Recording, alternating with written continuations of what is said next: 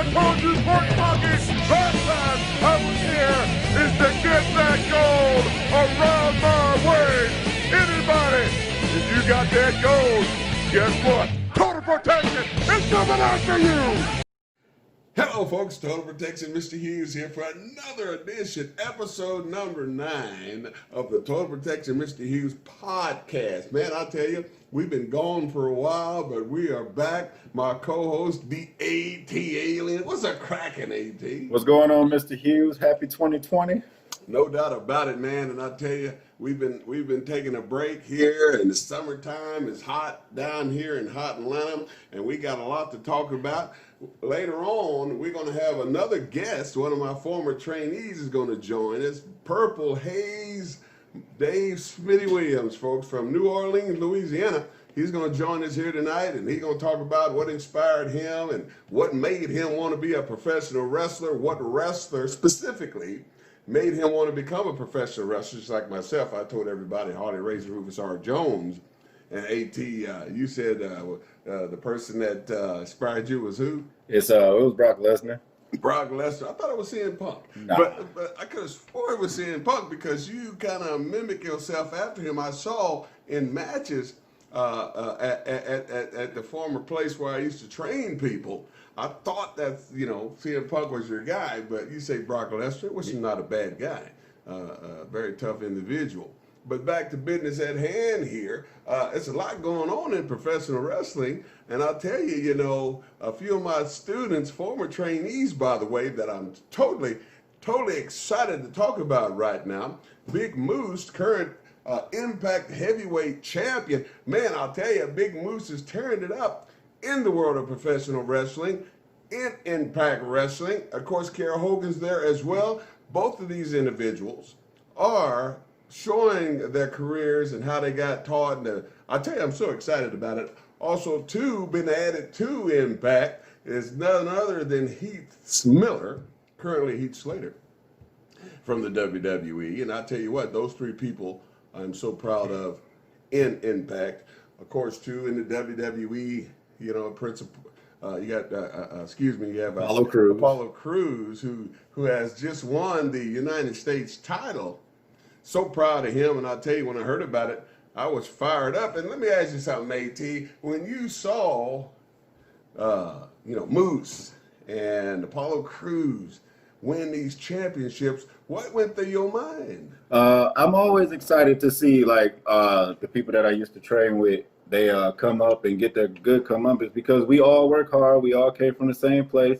And it's always like a goal that's reached that once you see somebody else do it, it's like, okay, one of them did it. Nah, it's my turn is coming, sooner or later. No doubt about it. I tell you, man, I'm so excited every time I hear about it on social media because people always giving me the office that, one of them has done well. And of course, Jonathan Gresham, folks, I'll tell you, Jonathan Gresham in Ring of Honor has been tearing it up. They call him the octopus for a reason now.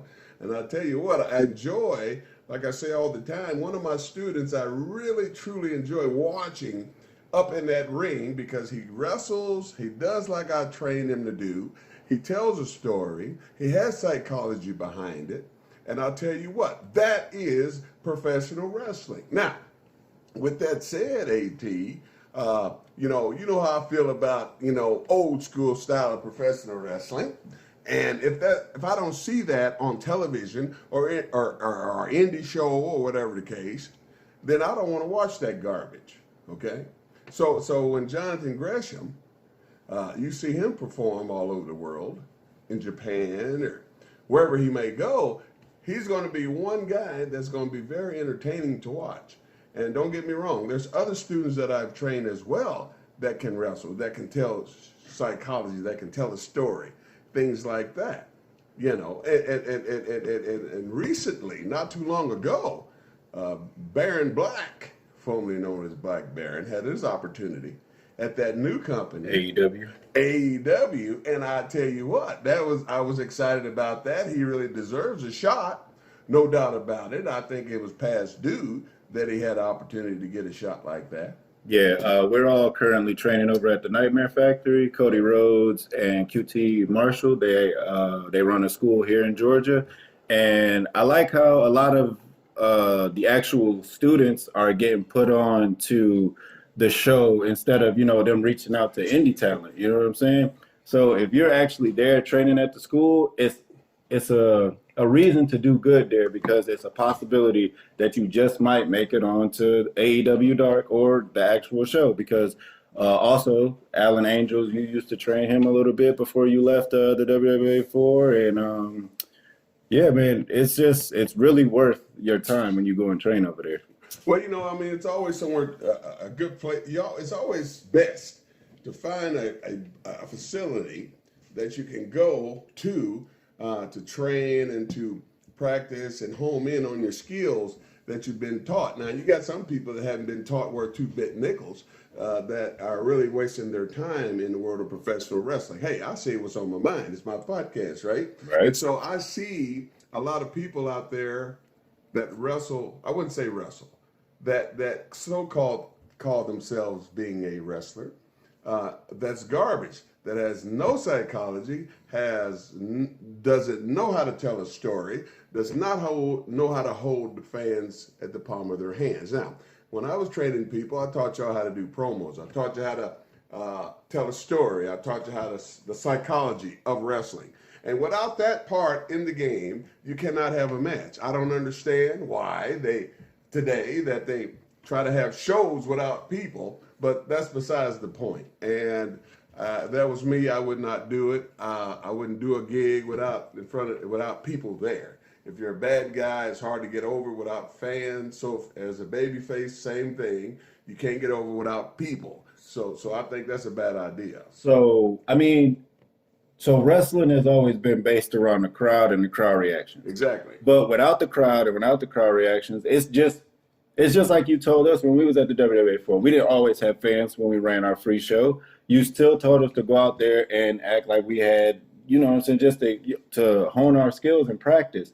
But you don't think watching TV, watching wrestling nowadays without no crowd, I know it looks weird, but it has now become an actual TV show. It's something that you could just sit there and watch instead of worry about the fans and stuff. Well, I'll tell you what, man, I'm not going to sit there and watch a show and there's no fans, okay? That kills it really, really bad. Now, even though at the school there was some people sitting out there, even if there were other students, but you did have people sitting out there watching the match and responding accordingly. Now, we're talking about a big show like WWF, WWE now, or Impact, or either one of those companies. They're trying to do the gigs because they have to do those gigs, see? And if they don't, they're going to be in breach of the contracts that they have with these TV companies. So therefore, they're making these guys do these shows. But in my opinion, I think it's not a smart thing to do. I talked to a lot of people, a lot of so-called ex-fans that don't watch it no more because they say it's not exciting anymore. There's no reason to watch it anymore because when those people get in the ring without fans, they already pretty much know it's a total work. Even though it's already been out there that wrestling is a work and that, people already know what's going to happen. They already know what it's going to be like, right? But the whole thing is, man, to get people to come back to the way they used to watch it back in the old days is, you got to put on some old shows, like old shows with a crowd, instead of doing a whole show without no people in it. And you got these people in the ring with each other, and they forget to go to a commercial, and they're sitting there lollygagging until the commercial comes back, and then they want to act like everything's all good. That's what's killing the business, see? I don't care if they said it was a work. You still got to play it like it's a legit deal, see? And I think if they don't bring it back to like they used to be, for example, the old, the Attitude Era, they so-called call it, or back at the time when I was there, back in 1993 or 96 or 99 when things was rocking and rolling up there. They need to go to the archives of professional wrestling. They got the network. They need to put that old stuff back on so they can capture those old fans so they can get it reeling and rocking. So when time comes back up to where people are going to start appearing in these shows, then they'll already have these fans set and ready to rock and roll. So back in March, when the world first shut down and everybody was in a panic, and we didn't know if we were going to get WrestleMania or not. When I watched WrestleMania and there was no fans and it was just so hard, the only just a lot of moaning and groaning and just like the sounds that you heard when it first when the world first shut down was a problem for me. I couldn't deal with it. I watched Edge versus Randy Orton and it was just dudes moaning and it really turned me off to watching the match. Right. But on the other hand, when I was watching people like Asuka, it really amped up her ability, her in-ring ability, because she knows how to sell. She knows how, if you could watch Asuka and it's it doesn't matter if there's a crowd or not, because her workmanship is so good, it's so tight. It looks like she's doing exactly what she's out there doing to her opponent. She's selling. She's making proper sound effects and stuff like that to where it's you're not even watching something that's an act. And that's a good thing that I think that since there's no crowd is you actually get to see who is the workers out there. Exactly. I was getting ready to say that. You took the words right out of my mouth. You can actually tell who's garbage and who doesn't deserve a job or who doesn't deserve to be in front of a crowd, a TV screen to perform in front of nobody. And then when most of the time you see some of these cats don't even deserve to have a job, right? I see I sit there one day and I just wanted to watch it. I just wanted to see what it was like to watch a show without people sitting in the freaking audience and how these people would capture the attention of the audience from behind the television, you understand? Yes. And so I'm watching this stuff and I'm going no, that match didn't get it. That match didn't do it for me. That match didn't have no psychology, because a lot of these guys, they get in the ring nowadays, and I don't know if they tell them this or what, but I've seen to where guys get in the match and they think they're in a video game. It's like the PlayStation, Xbox, WWE. I mean, they just going, spot, drop kick, power slam, no holds. Nothing. And I see it on on TV sometimes. And they wonder why people do not stay on the channel. Like, say, for instance, you do some surfing on the TV with the remote control and you happen to go by, some wrestling. I ain't seen this in a while. Let me see what's up. And you sit there and you go, what in the hell is this? Okay, so people can go out there and deliver in the ring all the time. But you got to also think about the storylines and stuff. A lot of the storylines back in the day, in the WWF times, the Attitude Era times, is what people like to see. They like to see Stone Cold. They like to see him go against Vince McMahon and stuff like that. So a lot of people, they talk about how wrestling is good, but it gets messed up because the story will start off good and then it'll just go off wonky, and they don't stick to what they're supposed, they don't stick to the story. And I'm going to tell you something here, okay? You was talking about back in the day and things like that, about the game. But let me tell you how the game used to be.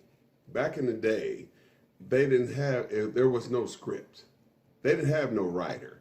The writer was the freaking wrestler. They gave you a finish, and your job was to go out there and tell the story and end up to the finish. Work your way to the finish out of the story.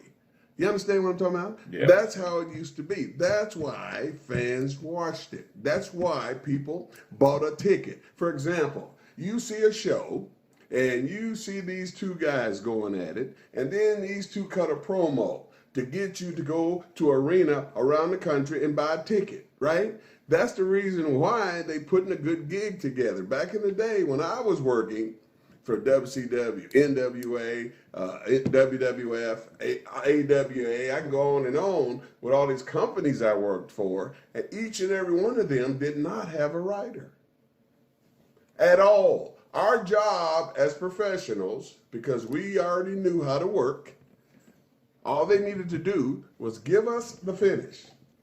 here's the finish, boys. You guys go out there and have a damn good match. And that's what we did. Nowadays, they have they call them Hollywood writers, like it's a freaking movie. Ain't got nothing to do with no wrestling. I don't know why they bring these people in like that, but it don't have nothing to do with no wrestling. That's why the wrestling is dead, okay? That's why the game of professional wrestling is dead and people don't watch it no more. It's because they got too much of it as a writing team involved instead of letting the wrestler go out and do his thing. For example, when Apollo Crews was with me at the WWA 4, and I trained him and taught him everything he needs to know, but when we got to the part about doing promos, he was a natural at it. He didn't need no training. He didn't need. After I showed him the whole aspect of it, of cutting a promo. You're fighting me, so you talk about what you're gonna do to me. You just do your thing, man. This ain't got nothing to do with no script, and it's all on YouTube. The matches I had with him, and before the match, he cut a great promo. And two freaking times I wrestled him. He cut 2 promos without a script, right from the freaking brains, okay? And he cut that freaking promo, man. And the way I used to do him is because I'd be behind the camera when he's cutting his promo. And when he started getting to the meat of this promo, I'd zoom in, getting closer as he's starting to finish up. So as soon as he's about ready to finish, say that last word, I'm right there on his face. So he can home in, so people can home in on what he's talking about. When he went up there, they had scripts for the guy. And I'm sitting there watching, I'm going, they ain't how Nation cut no promo. I said, he's freaking reading from a freaking script. Totally killed the gimmick. Totally killed his freaking gimmick. If they would have let the man just cut his promo like he knows how to do, I would feel he would get over better.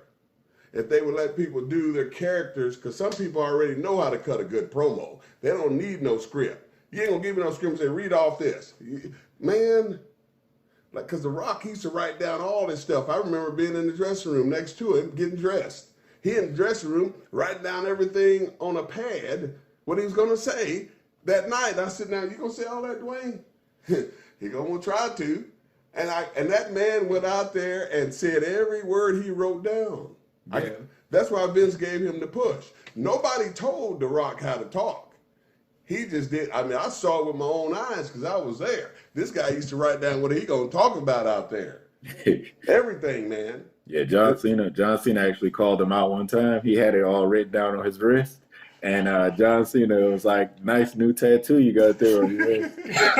And it kind of blew him up. You could tell that The Rock was shocked. Like, he didn't think that he was going to say that. Right, yeah, like, Rock started to stumble, and Rock don't never stumble on his promos. He started to stumble. He started to repeat himself over and over.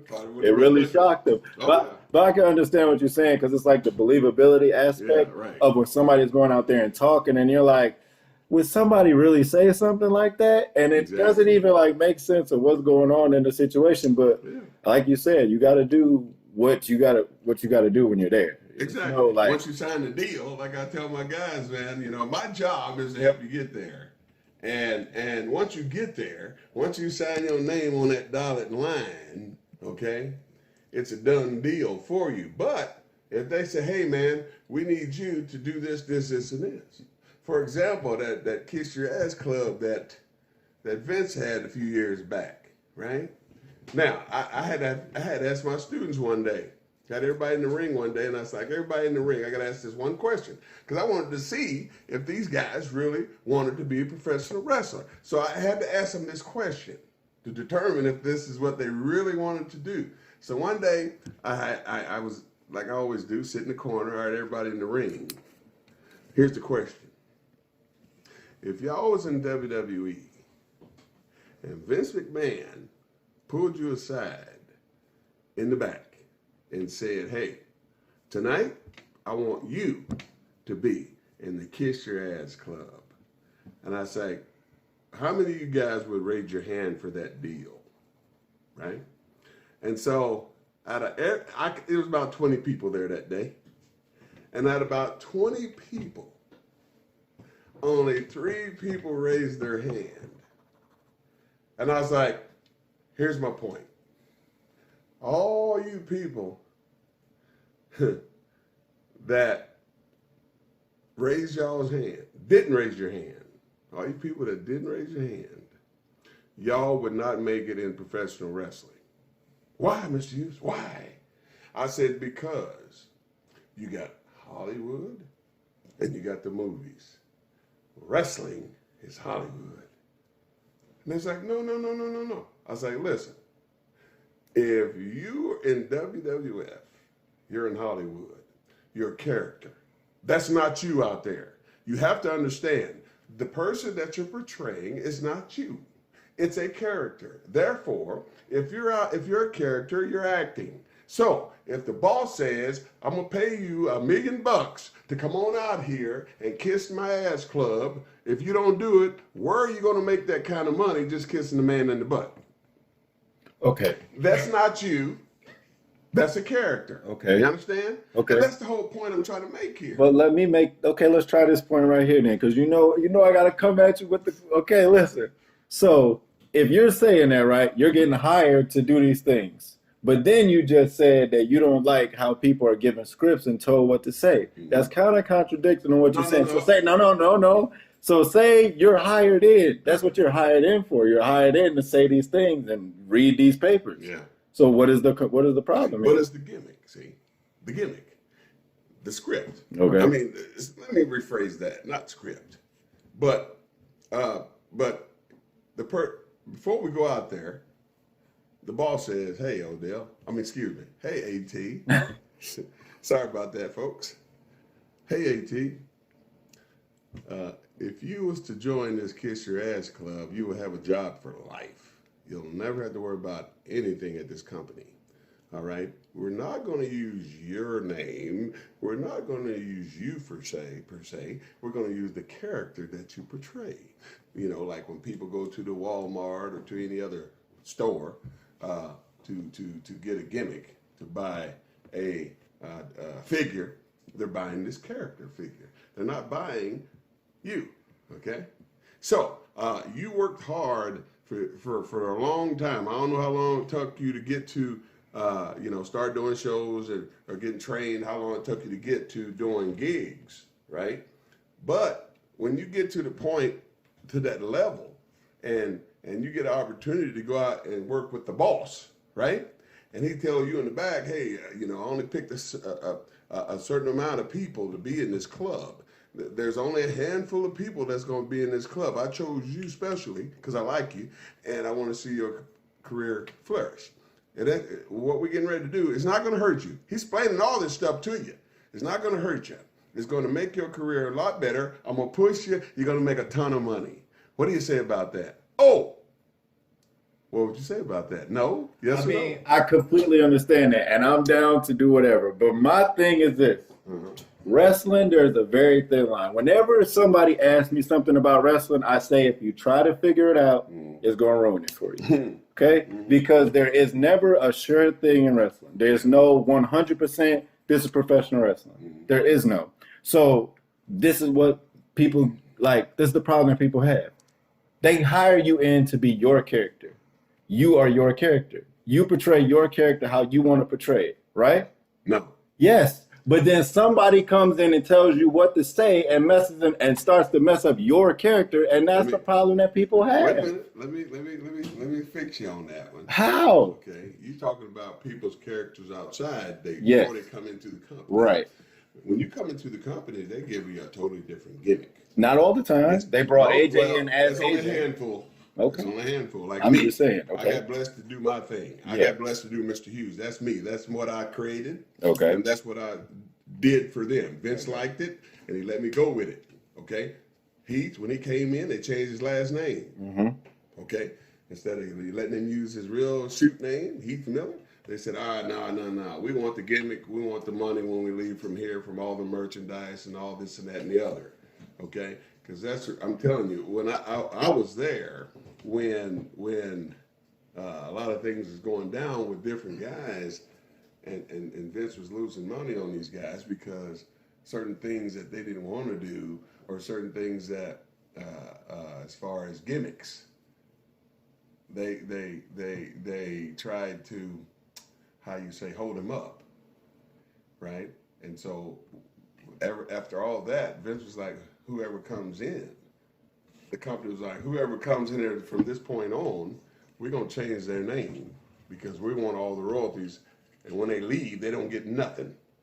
They might own everything. Like certain people, like before they get there, they might have been with TNA or one of these other companies, made a name for themselves, and they have a following on social media. And so they figure, well, hell, we'll just keep it the same, and we'll just capture those fans from these other social media outlets, and then maybe it'll turn into merchandise sales and this and that and the other. And that's how you got to look at it sometimes, man. And that's how it is. Period.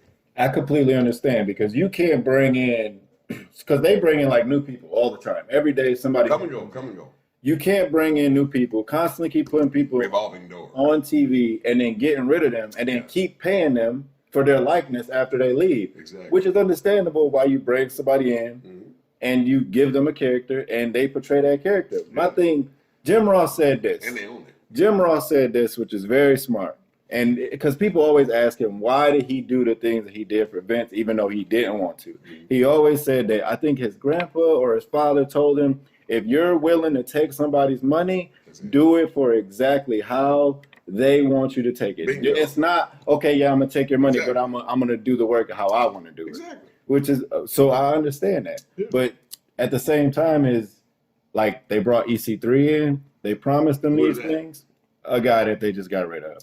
So well, see, that goes to tell you right there, folks. A lot of these people he's talking about, I don't watch it no more, so I don't have a clue who they are. And apparently they haven't had a long run, and apparently they wasn't good enough for the longevity of the run. And so people come and go so much that these guys talk about different wrestlers that I don't have a clue who they are. Because why? They hadn't made an impact there. They hadn't even got a freaking run, okay? And so these people that come and go, they come and go. Just simple as that. So, yeah, pretty much you just cut me off what I was going to say. Yeah, lost train of thought. I understand. So this is pretty much a comeback episode. So, like I said, the world shut down. Yeah. There is no independent professional wrestling going on right now. So how is total? Before we bring Purple Haze on, how is professional wrestling? Now, how is life without professional wrestling for you? Because I know that a lot of people that's been forced out of professional wrestling or have retired, they always say, like, it's the hardest thing to just give up. You get that itch. You want to go back, which is going to lead me to my next point before we bring Purple Haze on. And we have to talk about this. It's very important in your career. Yeah. But what have you, like, how has it been for you wrestling? Is it okay that you're not doing it? Or is you got the itch? You ready to get back in there? How is it for Mr. Hughes? Well, I wouldn't exactly say itch because I've been doing it over 30 years, okay? My whole thing is a gig it means money to me.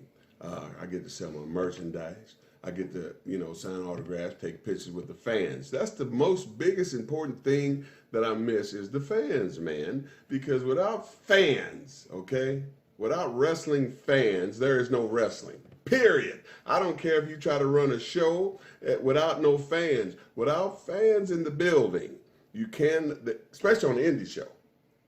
Even if the guys in the indie level try to run shows without fans, they ain't going to last. You're not going to make no money. The guys aren't going to make any merchandise money. So there's no reason to do no indie shows at all until they get whatever's going on underhand, okay? Get it fixed. Okay, and same with the big time, man. Without fans, you cannot do no freaking wrestling, period. Because a big show just shut down. They were trying to run like everybody else, like WWE, and they pretty much ran out of money, and WWE just bought them out. So, exactly. Okay, good riddance to them too. I'll tell you. This leads me to my next question. Okay, so how do you feel about the Undertaker retiring? Well, I'll tell you, the Undertaker had a good run. I mean, he had a blessed run. WWF liked him. You know, he was friends with the boss. I mean, that's the best way to go out. I tell you, he had a good run, had a good push. I had a great opportunity to wrestle that man all over the country. We sold out arenas all over this planet. Okay, and so when I heard that he was going to retire, I was like, man, about time. Because what else can you do? I mean, the man has done everything you possibly do in a wrestling career, man. And so as it's time, you know, like myself, you know, I've been in this over 30 years. I feel the 30. I feel it, man. And so I can understand and relate why this man decided to. I'm done, man. I made all the money I can make. I'm rich. Now it's time for me to sit down, and he's going out on top, that's the way to go, period. So by any chance, did you get to watch the little, was it the autobiography of The Undertaker, like the last ride, the thing where he announced his retirement? Okay. No, I didn't get to see it, but like I said, as a professional wrestler, and I can vouch for a lot of other wrestlers that had the opportunity to work with The Undertaker, and the ones that didn't. Because I can guarantee you this, a lot of guys wanted to work that man. And I was blessed, that Vince gave me an opportunity to go out there and show what I could do with this guy. And he trusted me to go out there and have a match, take this guy's urn, lay him and his buddy, his manager, Paul Bearer, in the ring. Vince trusted me enough to do that. A lot of people didn't get that shot like that. And as a black man, I can tell you this much. I respect Vince for that. A lot of people, they say they don't like the man and that he's this and he's all that. But I can tell you this much: I have no dislike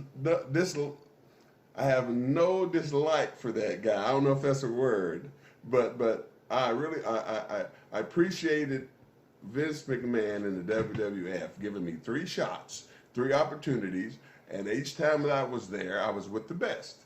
Period. When Undertaker, when I got my shot with him, that was the ultimate match that you could possibly have in that company. All right, hold on a second. Let me stop you there, because I feel like you and Undertaker be a good episode of just like talking about the times that you guys had.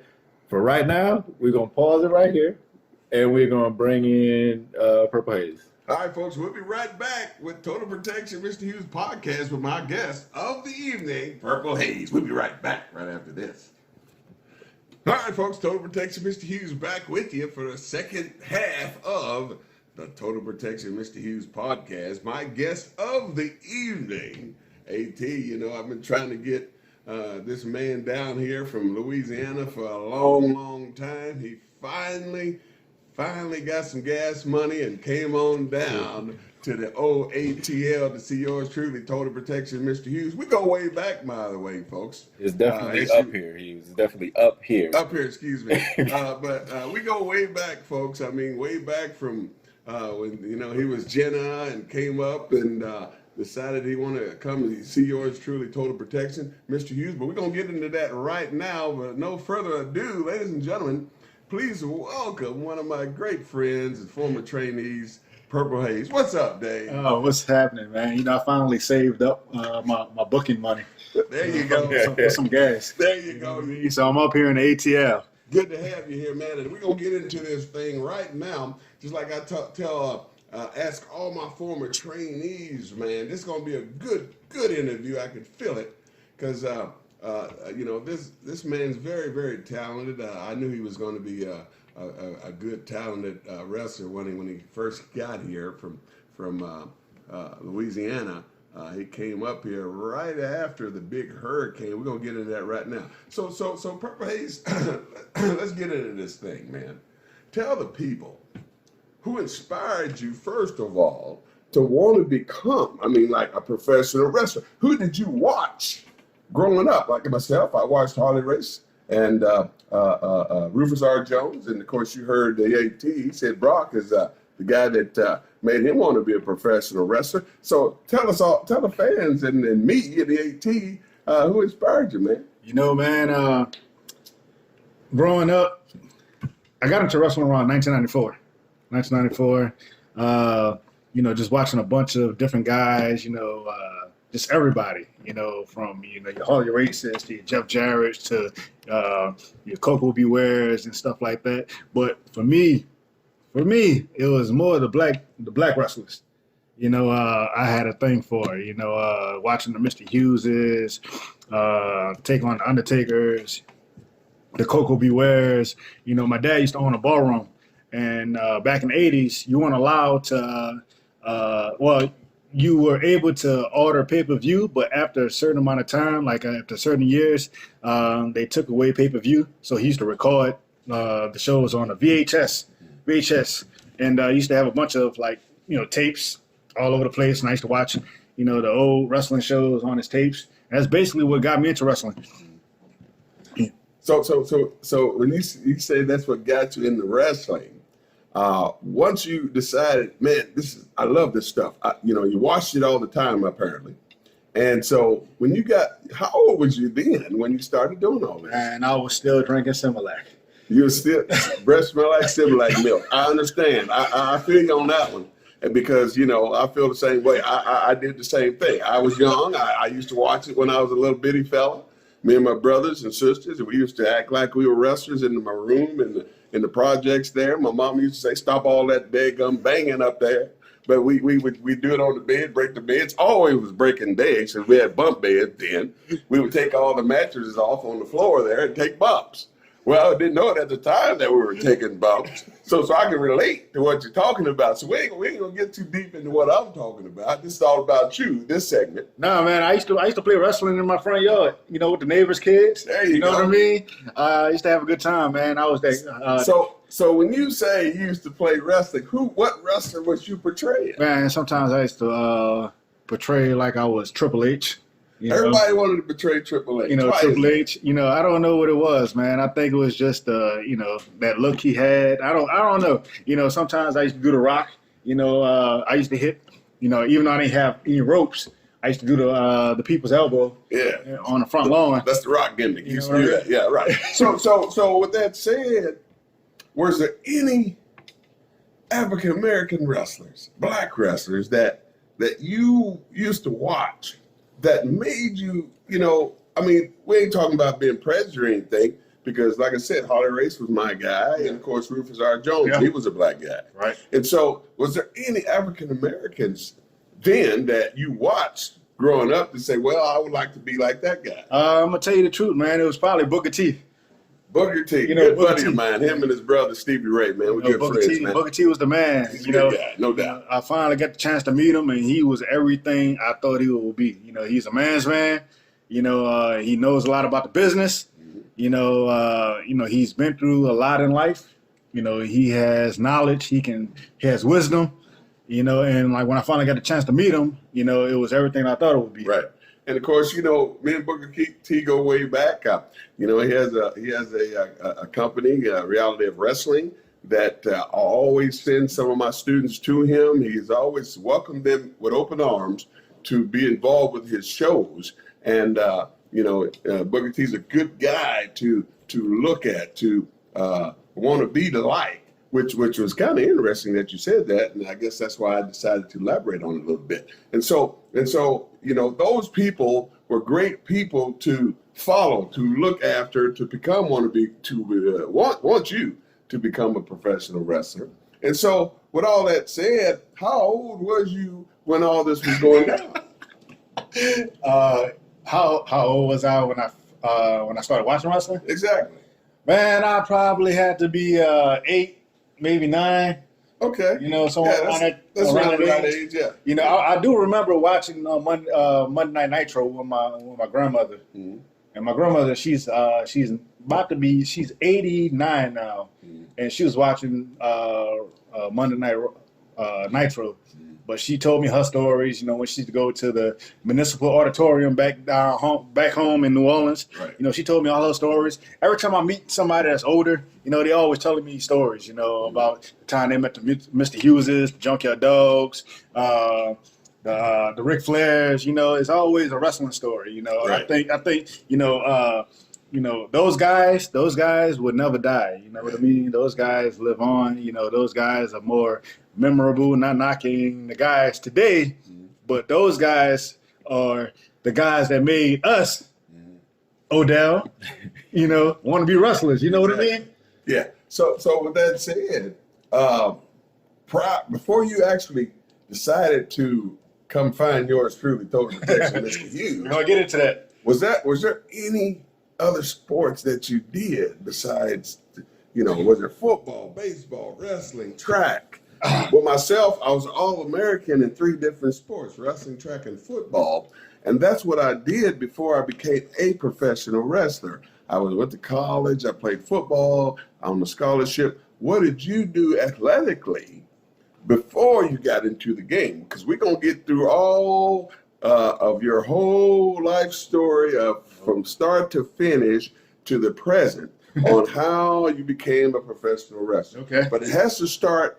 There's an infancy here as far as athleticism that you must have. So was there some kind of athletic thing that you did before you became and wanted to be a professional wrestler prior to you doing wrestling? Hughes, pretty much. I played football growing up, Pee Wee League, played baseball. I was a better street basketball player than I was an actual organized basketball player. But my thing was music.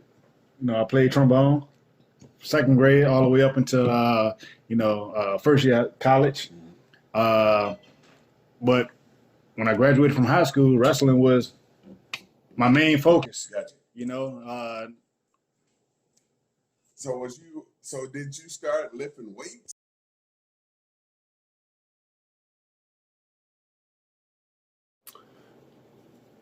So we're back here sorry for the delay. I saw a roach run across the floor there, and I had to step on him, folks. I did living in the hood. But back to Purple Haze here. Purple Haze, you say you started at the young age of doing the sports, baseball. You said you did a little track, and let's continue with that. Yeah, let's go. So how far did you when did you start hitting the weights, man? I started, my uncle Brian. He lives in Portland, Maine right now, but he got me doing push-ups. That's the cheapest. That was my thing too. That's the cheapest way to get built. Exactly. Get built. Right. And that was my go-to during 19. Mm-hmm. But anyway, I started lifting weights my senior year in high school. Started clanging and banging, doing my thing. I had a membership at this gym. I was paying, $50, which was a little bit too much, but I was working at a grocery store at the time. Yeah. Just like, the movie The Wrestler, I was working at the grocery store. Hey, you got to start somewhere, man. You got to pay the bills, right? I understand that part. And so, you started working out. You started forming, as you might say. Your body started getting to the point to where you started looking like an athlete. And then one day, I guess, when was it that you decided you wanted to become a professional wrestler? When that happened? So this actually happened. I was playing around with the idea. All my life growing up, I wanted to be a wrestler. All my life growing up, I wanted to be a wrestler. Mm-hmm. My senior year in high school, I started having doubts. I was like, maybe, I'm not tough enough, blah, blah, blah, blah, blah, and then I was saying, maybe I don't want to do this. Maybe I want to do something else. I got out of school. I was going to night school at the time. I was staying in the FEMA trailer. Walked into the FEMA trailer. My mom, she told me that I had my military card. We turned 18, military card, and scared the living lights out of me, no disrespect, respect to all the military people, but military just wasn't my thing, and I can relate though, because I tell you, when I was young, my mom used to tell us, we better not go apply to no daggum service. The reason why she did that, because I had a couple of uncles that one of them was in Vietnam, the other one was, I think both of them was in Vietnam, and one of them came back kind of jacked up. And she told us boys that, she did not want us to be in the service, and therefore, that's why we all became athletes. And I'm glad I listened to her. Like I said, like Purple Haze said, I don't have anything against people that go to the service and fight for this country. But some people were made to do that, and some wasn't. I was one of those kind of people that wasn't made to be in the service as well. Yeah, as I was made. I was made to be a wrestler. No doubt about it. I feel that deep down in my soul. Exactly. And I myself was born to be an athlete, and I had a good run at it, and I thank God for all the blessings that came with it.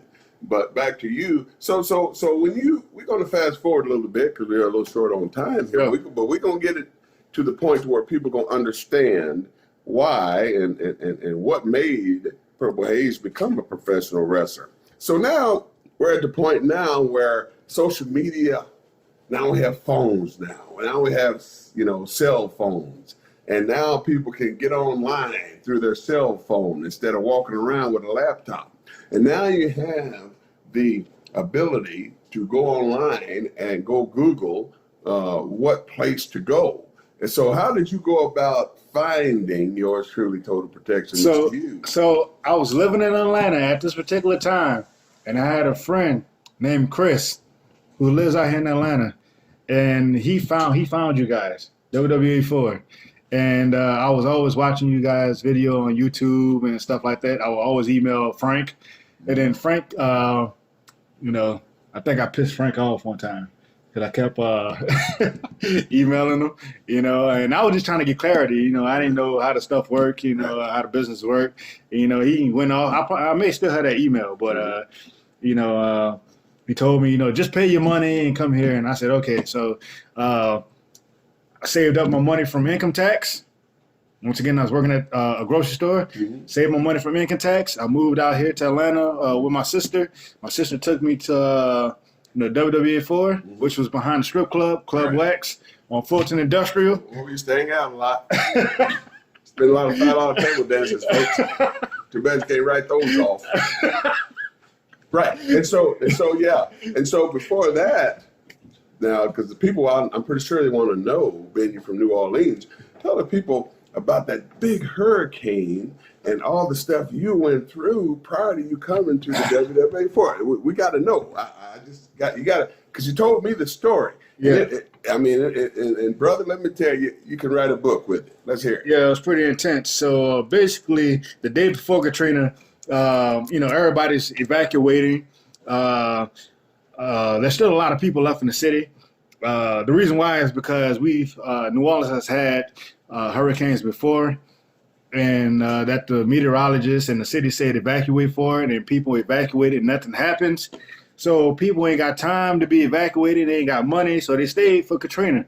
So the day of, we go to my sister's apartment. Me, my dad, my mom, my brother, we had a dog. The night before Katrina, I actually made landfall. So we get there. My sister evacuated here to Atlanta. She was pregnant at the time. So me, my mom, my family, we all over there at my sister's apartment. She's on the second floor. The morning of Katrina, my brother, he smelled smoke.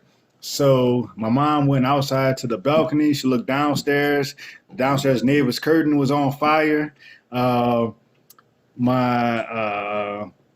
got out, went to my dad's van. He had a 1996 Dodge Caravan. My mom hopped in the passenger seat, the driver's seat. My dad hopped in the passenger seat. My brother hopped in the back with the dog. I'm outside with an umbrella, trying to keep the door closed because the wind was about 150 miles per hour. So as soon as I opened up the door slung backwards. So I stuck the umbrella in the door handle to try to keep closed, but that didn't work.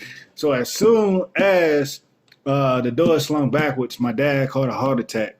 And my dad died during Katrina. So me and my mom, we carried my dad's body during Katrina. And we went to the neighbor's apartment, which was about 30 feet away from the one that was on fire. And the neighbor, the downstairs neighbor didn't want to listen to his apartment because he said we had a dog and he felt like the dog was going to mess up his carpet. So yeah, that's true stories, that's straight shoot, what I mean? Straight shoot. So he finally let us into his apartment. So me and my mom, we laid my dad's body on his on his carpet, and by this time my dad is completely gone. He's gone, he's dead.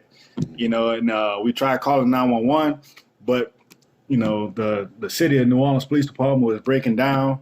Couldn't get to us even if they wanted to. And, you know, while we were trying to figure out what we was going to do next, the fire from the first apartment spread to that apartment. So now we can't even get out through the front door. Now we got to bust out through one of the windows. So my brother got out. Me and my mom were falling out of the window with my dad's body. And my dog burned up in the fire. He didn't make it. My dog burned up in that fire. So we put my dad's body in the same neighbor's car who didn't want to listen to his apartment. We put my dad's body in the backseat of his Oldsmobile. And that was the last time I seen my dad's body physically because the water came in the next morning, submerged the car. So that was it.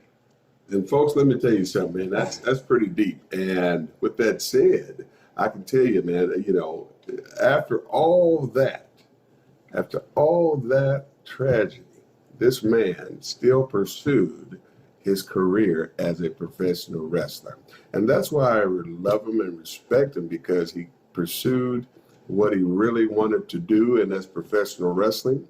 Even though a hurricane came in and destroyed every aspect of his life, took his father, which is Lord rest in peace on that end, but he still kept pressing forward. Then you finally came to Atlanta. You say you came to live with your sister, correct? I came to live with my sister. She was already out here. She was already out here. And while you was here with your sister, is that when you decided to physically go to the WWA4 and check it out? Yeah, man. You know, I got here and I kept pressing her. Let's go. And I went to the bank, got my $1,000 out. That's how much training was. Got it. You know, well, let you keep $10 bucks. Let you keep $10. He gave me a discount. There you go. Go for it. So I get to the building. This is a warehouse. Like I said, it's behind a strip club.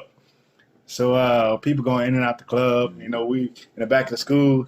So me and my sister and my brother-in-law and my nephews, my brother, my little brother, we all, you know, walk in the door. And first thing that caught my eyes was all the rings. You know, you got the 20 by 20. You know, you got all these rings. You know what I mean? Yeah. You got Frank sitting at the front desk with the laptop with his hands behind his head. Right. You know what I mean? Yeah. So I'm in there. He gives me this wave to sign. You know, if you get hurt, it's not my problem. That's right. You know, it's your own dime. There you go. So I give it to him, and Mr. Hughes walks in. You know, Mr. Hughes walk in. You know, my eyes, you know, get big. You know, it's go time. You know, Mr. Hughes walked in with this tank top. And I'm pretty sure all the boys that trained at WWE4 know what tank top I'm talking about. It's either the white one or the red one. You know what I mean? You walked in, you know, and they taught me the handshake, you know, because all the, you know, they told me that a lot of the old timers do it because a lot of the old timers' fingers are, you know, they messed up their hands doing. A lot of callous build. Yeah, so they taught me the gentle handshake, you know, and Mr. Hughes, you know, he was like, you know, the boys did their warm-ups, you know, you got to hit the ropes 10 times, do a spot, drop down, tackle, hip toss, you know, and then boom, once they did that, so hop up here, wipe your feet. So when you came in and you signed all the paperwork and you went in the back in the dressing room to put your get ready to get rocking, what was going through your mind as far as, can I really do this, or am I really ready for this? And so, or is anybody going to really, you know, is anybody going to tater me out here? Or anybody going to treat me right? What was going through your mind before you actually got in that ring for your first session? I was like, my cherry is being popped. Okay. All right. You know? Yeah, did a lot of popping, brother. Go for it. Yeah. You know, it wasn't so much, you know, can I do this? You know, I was like, I can't believe I'm doing this. Mm-hmm. You know, like something I've been wanting to do for a long time. Mm-hmm. You know, and I'm here, you know, I see all the pictures on the wall. Mm-hmm. You know, I got the big Andre the Giant chair sitting in the corner. Yeah. You know, it's like, it's big time, man. Right. You know, this is my life. Exactly. And so, you know, folks, I can say this, though. Once he finally, because I believe you know, when the first day, you know, I usually, you know, send him in the ring with someone else to get him up to par, show him how to hit the ropes, show him how to do the basic things. So then when he gets in the ring with me, you know, things move pretty smoothly. He won't get chewed out as fast because he's a new person. But I'd say within 3 days, if a person didn't understand what I was talking about, I have to raise my voice just a little bit. Well, with Purple Haze, you know, it seemed like you came in, man, and just it's like riding a bike, man. You got on it and just started learning stuff. Yeah, man, I was determined. Exactly, and so you know, basic things that I showed you picked right up. But the other things that really impressed me about your ability and agility was, you know, when it came to, you know, showing you the drop kicks and taking the big bumps and things like that, it seemed like that came natural. So when I actually got in the ring and started showing you, like say, for example, hit the ropes, when you started hitting those ropes, did they hurt? Because a lot of guys I talked to, my former trainee said that those ropes hurt after a couple of days. Did that happen to you? You know, I think it's the fact that, you know, it's a skinny rope. Like first of all, you taught us what the ropes are made of. Mm-hmm. So it's cable, right, on the inside, and on the outside is tire tube. There you go. You know, so you basically, you know, gave us the rundown of what the ropes are made of. Right. You know, but you know, hitting those ropes, that's probably my favorite part of wrestling, is hitting the ropes. Mm-hmm. You know, for some strange reason. And you know, some people, in my opinion, hit them wrong. And the whole objective of hitting the ropes, like I taught you, was speed. Because that's what a spot is. You got to have some speed. Yeah. And that into that spot, whatever the bump is or whatever the move is, you should get a response by the people. It's a pop, they call it, folks. And so, with that said, so you know, you came in, you got started, you started training, right? Yeah. And then, and then all of a sudden, you know, you was going back and forth to stay at your sister's house, correct? Yeah, I was catching the motor train. Right, you was catching the train, and then all of a sudden I said, "Hey, man, you know, you don't have to, you know, do that. You know, you get out, you know, you can stay at my crib. Here we go. Yep. You just have to, you know, pay a fee, of course. Yeah, we had a good time. And I can tell you, folks, with this honesty, I've had a lot of different students stay with me. A lot of students stay with me. And out of all those students, Purple Haze was the best one out of the group of people that stayed with me. I gave him the rules. I explained to him how I live. He came in, I said, this is how I live. See, here's the bathroom, here's the kitchen, here's everything else. You see how nice and pretty it is? When you get out of the room or the bathroom or the kitchen, that's how I want it to be. And I can tell you this with honesty, folks. I never had a disagreement or argument with this man over anything at my crib.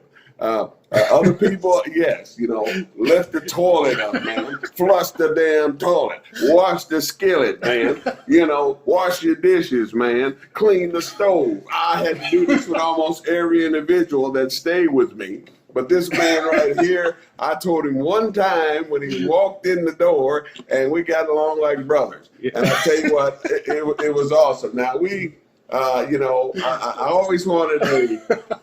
I hope I ain't going off track, but I'm just explaining how we live together. Now, I always wanted a fish tank, and he had a truck at the time. It was a blue Ford truck, right? And I said, yo, Dave, man, I need to go get this tank. It ain't gonna fit in the car. Can we go to, you know, PetSmart and pick up this tank? Yeah, Mr. Hughes, no problem. We go up to the PetSmart, we get the tank, bring it back, and I've had that tank ever since. I have a fish in there, one fish, and everybody knows that been in my house. His name's Big Cat. He's a catfish. Since 2011. Since 2011. Now we're going to get to Purple Haze and ask him what it was like living with Total Protection, Mr. Hughes. Oh, man. No hanky-panky on the couch. No like Navy, right? Navy had a girl over and skeeted on my couch. But he promised he was going to get it steamed, and ain't got steamed yet. Of course, I don't have that furniture anymore. I have leather furniture now because he's clean. And so back to Purple Haze here. All right, go ahead and finish, Purple Haze. Living with Hughes is real cool, man. We ate a lot of fish, you know, catfish from the grocery store. That is. That's right. From the grocery store. Yeah, you know, that was my first time eating that much catfish. You know, Hughes loves. I was about to say Hughes loves fried green tomatoes. You know, come after, you know, we go back to the crib after training or a show, man, and you know, we just picking out on some catfish. You know, some catfish fillets. It was cool, man. You know, I got the knowledge. I think I got more knowledge, you know, living with you about the wrestling business than I did actually going to the school. Exactly, man. And that was the whole point right there. That's why I invited you know, different students and yourself as well. Yeah. You know, to come and stay with me so I can teach you, because I saw things that, you know, as a trainer that you would see in a person that would say, hey, man, this guy has what it takes to make it. And so I'd like to take him under my wing and show him the ropes. Like you said, we used to talk about wrestling all the time. Yeah. We watched DVDs that I had a whole bunch of different ones. We sit around and watch DVDs. It was all about wrestling, folks. And so when people would come to my crib, you know, I'd be like, it's all about wrestling. It's all about wrestling. You know, definitely. I'd like to add, you definitely set the atmosphere, you know, living with you, you know, with all the pictures and the articles and, you know, just, it was like, it was wrestling. You know, everything, like when you walk to the bathroom, close the door, wrestling.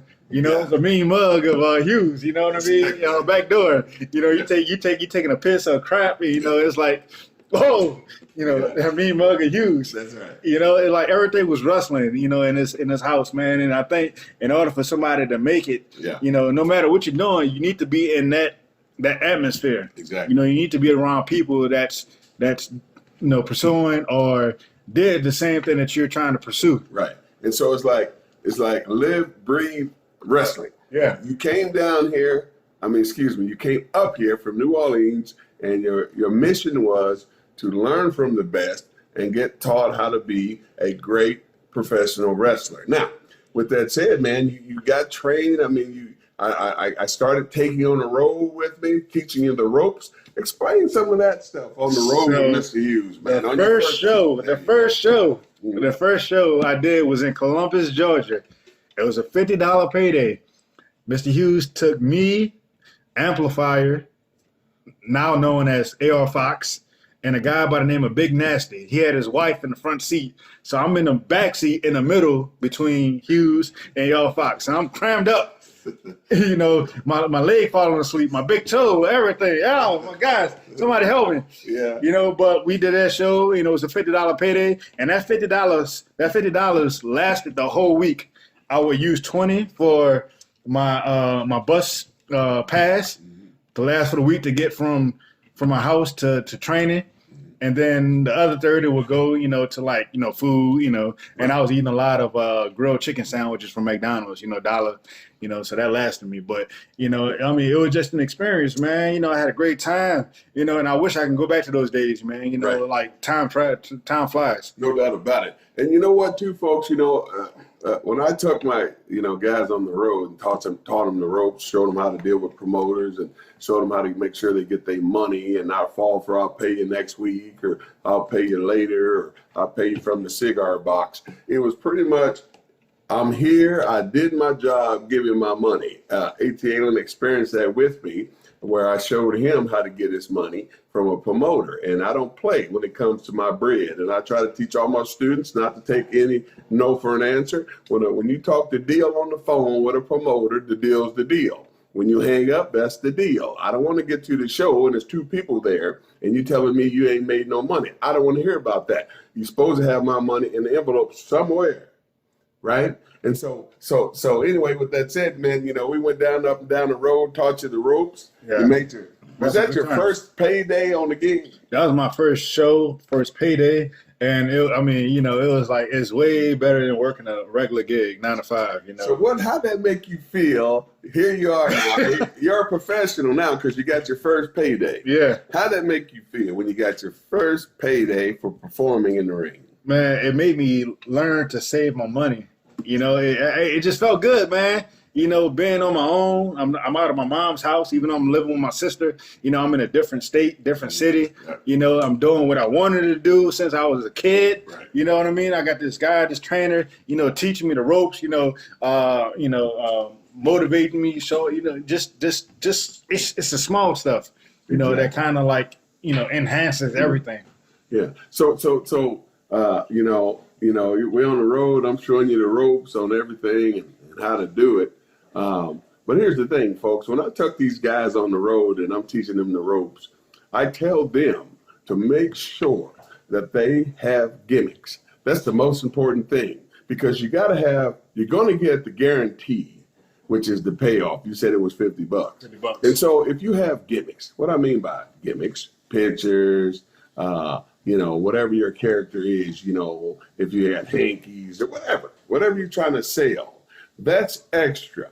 Okay, so that means you get there early so you can set up a table so you can sell your gimmicks. So Purple Haze, did you have any gimmicks when you started? Did you sell any pictures? What'd you do? I had pictures. I had 8x10s. Mm-hmm. I just got some shirts, Mm-hmm. that will be out real soon. So be on the lookout for that.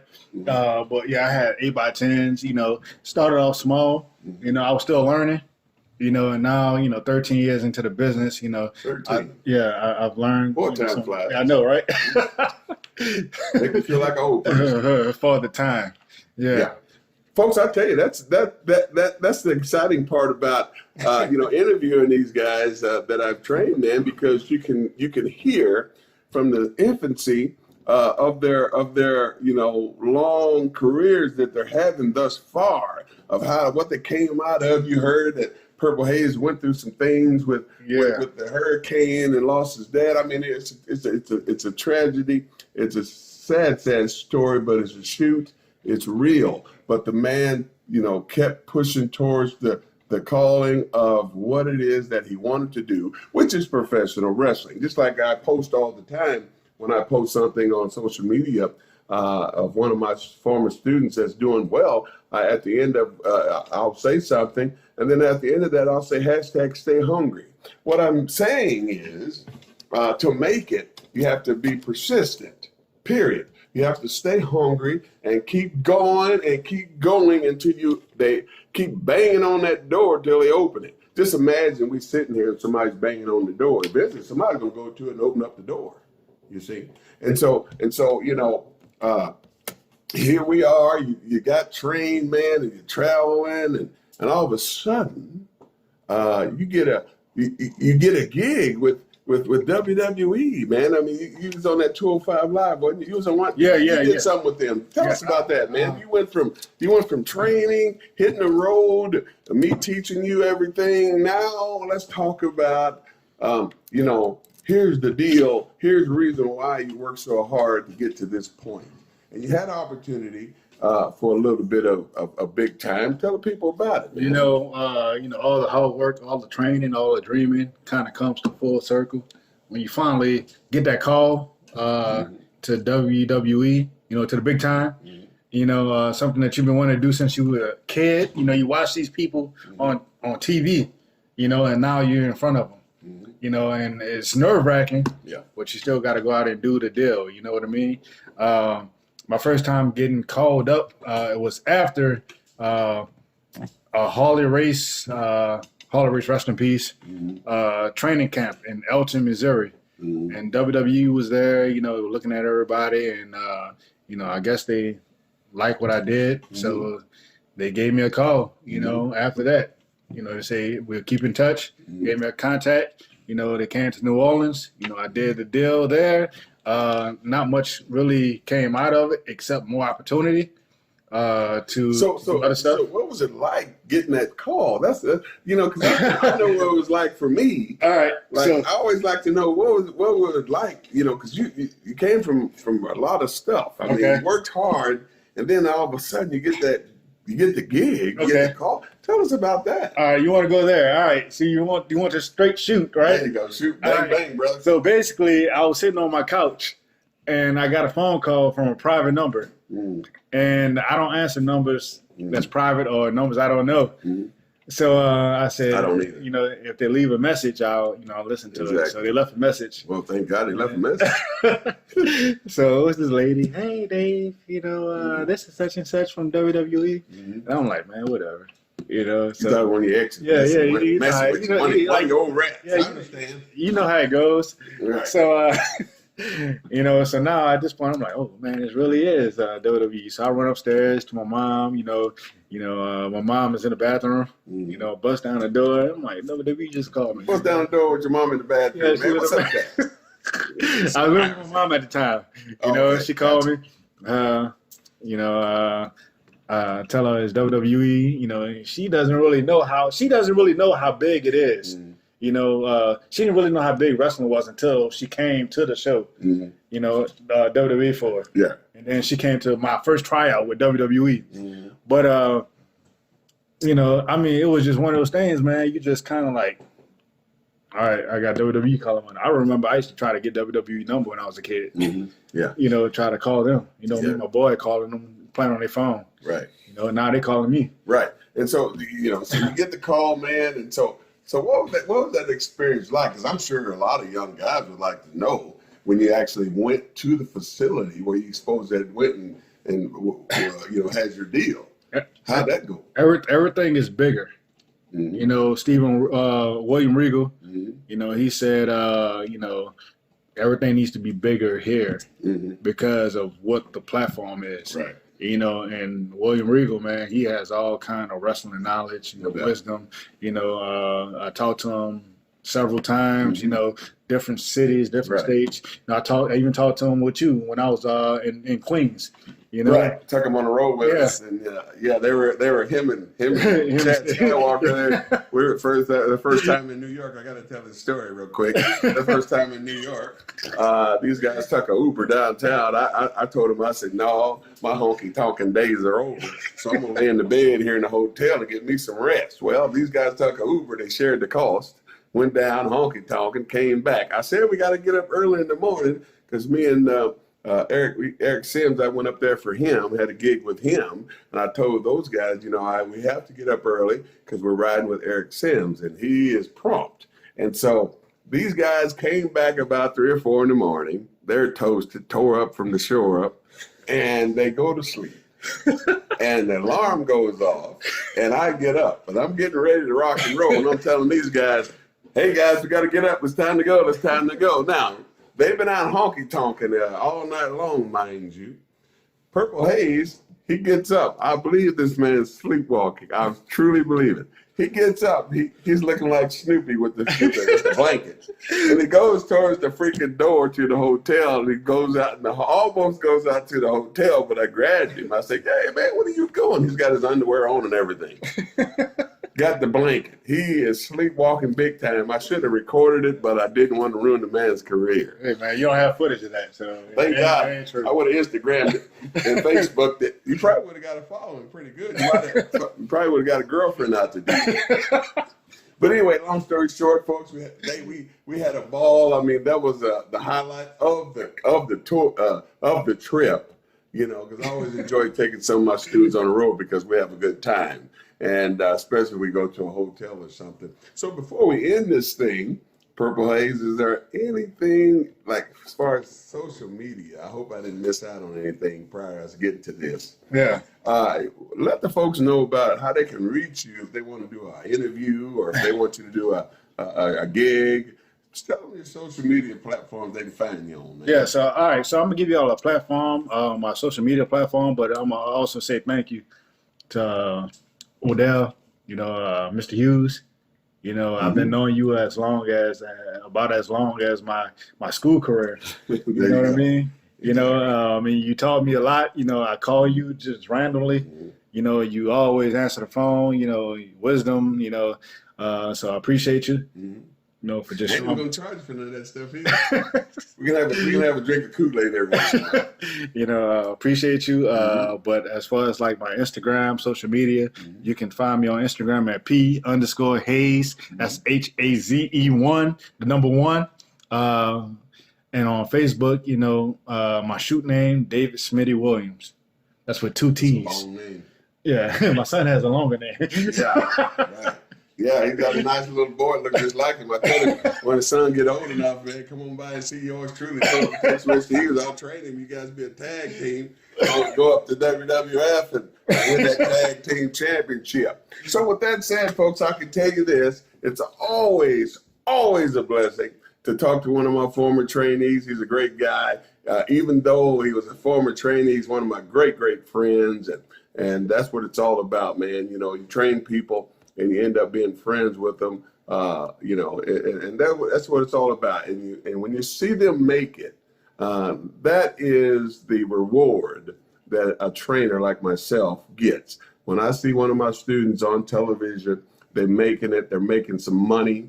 I can remember when guys came in, they didn't have no money. They were struggling, eating freaking tuna and peanut butter and jelly sandwiches and rice.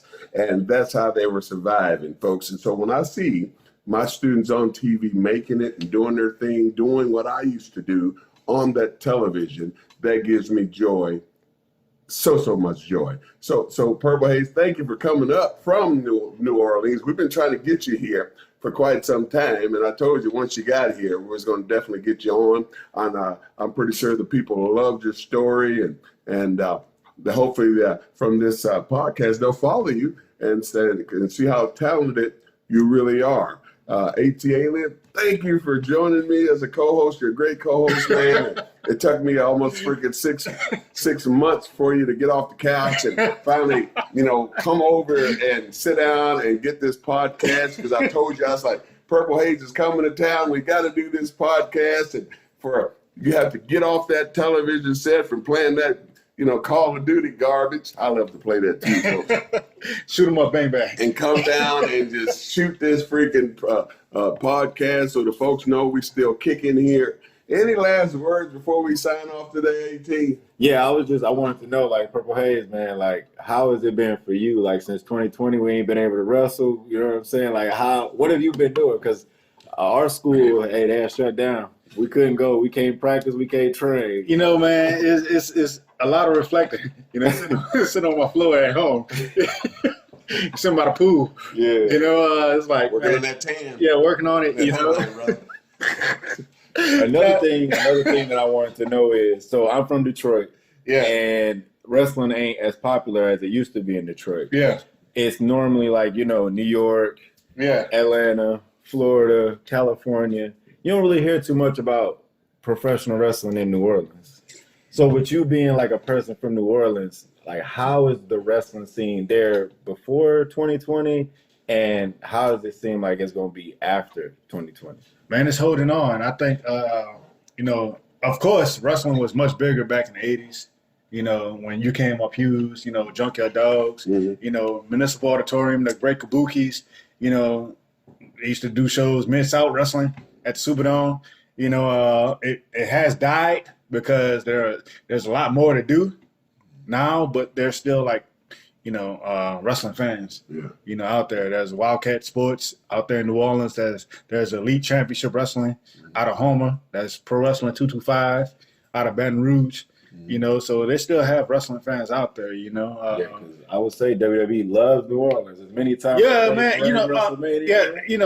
It's crazy, man, because WWE comes down and fans, like a lot of fans, go to the shows, right? A lot. But those fans that go to WWE, they don't go to independent shows. Right, so they don't support the indie show, the local. It doesn't make sense. Which they should. Support indie wrestling. Exactly. Like WWE. It's great and all, but those guys that's on WWE. They came from independence. Right. Yeah. Everybody comes from an indie somewhere. And you'll probably have a better chance at getting to know a wrestler that's in WWE if you met them before the big time. Before the big time. Yeah. So that's what I got to say about that. Yeah. And so with that said, AT, in case somebody want to hook up with you on the social media, what's up? I am DEATLien on all social media platforms, and I'm also on Twitch. I stream Call of Duty. Wait a minute, what is a Twitch, man? Twitch is it's a game. Is that something new? No, it's not new. It's a game streaming platform where you play games and people watch you play. So I'm on Twitch as One Man Dynasty, the number 6, no spaces. Come check me out.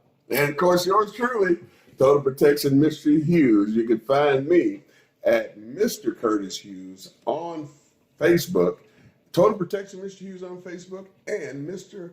The Bodyguard Hughes on Instagram, folks. Hey, what a great podcast. Sorry it took us so long to get back with you, but we're finally out the house. Now you're going to hear from Purple Haze here. Purple Haze, thank you for coming up from New Orleans, joining yours truly, Total Protection Mr. Hughes. From Total Protection Mr. Hughes, the ATLien, and Purple Haze.